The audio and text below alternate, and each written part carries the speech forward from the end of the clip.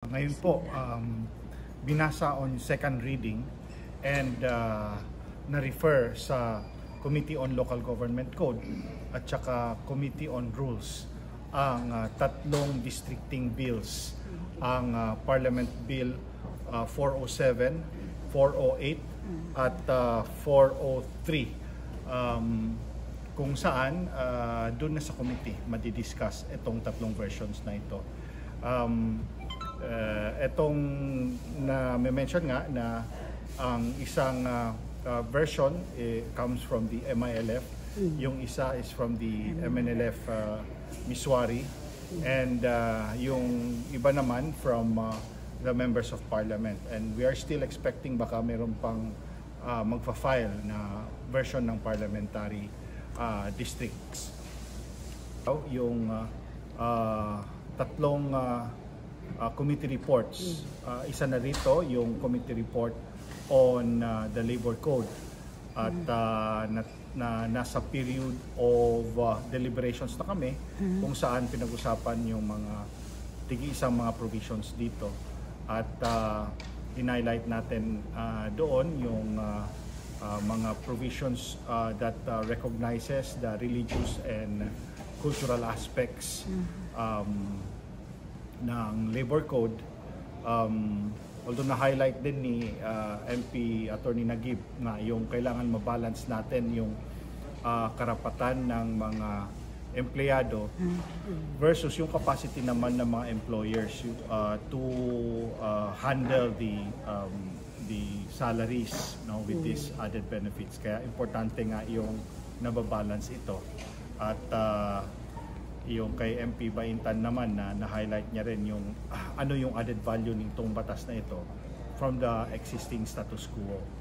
At kami ni MP Abrar Hataman, pinag-usapan din namin yung aspeto ng pagbigay ng mga assistance and how it can be provided with mechanisms, safety nets and guidelines. So essentially ngayong araw, yun yung dalawa, aside from the fact na present na ng Chief Minister yung budget for the Bangsamoro government ngayong upcoming 2026, around 114 billion na hinighlight doon yung mga main aspects which include aspects on peace and security, education, social welfare, at mapansin doon na medyo bumaba yung expenditure for infrastructure kasi marami pa naman tayong ongoing at nakatuon ngayon sa pag-assist ng mga kababayan natin, especially yung mga nasa sektor ng former combatants, ng mga senior citizens at yung mga mahihirap nating mga kababayan. Matatandaan natin, sinabi na dapat by October 30 may pasa na yung batas. Ngunit dito nga sa Bangsamoro may nangyaring supervening event. Namatay ang ating speaker, si late Attorney Ali Pangalian Balindong. At kaka-elect lang natin ng speaker natin last week. Nagsimula na rin tayo makafile ng mga tatlong districting bills. So, sinabi nga ng ating kasama dito na dapat ma-inform yung Supreme Court that we have started the preparations for the districting bill sapagkat hindi naman natin pwedeng bilisan ito. Kailangan dadaan talaga sa proseso to ensure that we comply with the Supreme Court's order na dapat walang gerrymandering, dapat contiguous, at dapat magkaroon talaga ng konsultasyon sa iba't ibang mga probinsya. So it will take time, but what is important is sinimulan na. Po yun, ibig sabihin on second o nabasa siya on first reading, and then by November 10 sa aming susunod na session magkakaroon ng second reading, and then it will be referred to the committee. At doon naman sa committee, magkakaroon ng committee hearings at i-discuss ito sa bawat subcommittee ng mga chairman ng committee to dissect as to yung burn rate nila, as to existing programs, to evaluate the past several years, and to look forward into their programs for 2026 as regards implementability, as regards appropriateness, and they will need to look at the entire objective of their ministry if it is indeed serving that. Yan, no? Supposed to be, kung nagkaroon ng election, noon time, October 30, mag-end yung session, mag-end yung trabaho namin. At magta-take over yung mga nanalo na sa election.